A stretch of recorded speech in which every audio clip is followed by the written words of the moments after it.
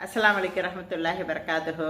மனிதர்களாகிய நாம் எத்தனையோ தவறுகளை செய்து விடுகிறோம், பாவங்களை செய்து விடுகிறோம்.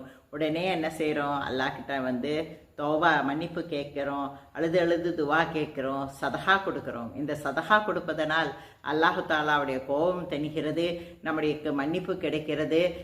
நம்மளுக்கு திடீர் மரணத்திலிருந்தும் கெட்ட மரணத்திலிருந்தும் நமக்கு பாதுகாப்பு கிடைக்கிறது.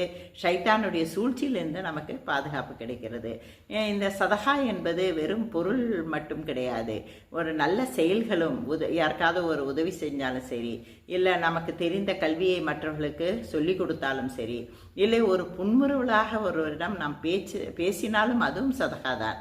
நாம் இந்த சதகாவை கொடுப்பதால் அல்லாஹு தாலாவுடைய கோபம் தணிகிறது.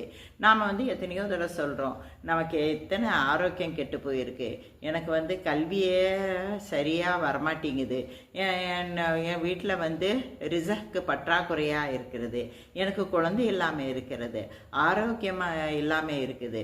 எத்தனையோ நான் அல்லாஹ்கிட்ட கேட்டு கேட்டு பார்த்துட்டேன், துவா கேட்டுட்டேன். ஆனால் அல்லாஹ் எனக்கு கபலே செய்ய மாட்டேங்கிறான், அல்லாஹ் என் மேலே கோபமாக இருக்கிறான் போல இருக்குது அப்படின்னு சொல்லிட்டு நம்மளுடைய எண்ணத்தில் இந்த கெட்ட எண்ணத்தை, இந்த வஸ்வசாட்டை தருபவன் ஷைத்தான். ஷைத்தான் சொல்லுவான், நீங்கள் என்ன கேட்டாலும் உங்களுக்கு மன்னிப்பே கிடைக்காது கூட சொல்லுவான்.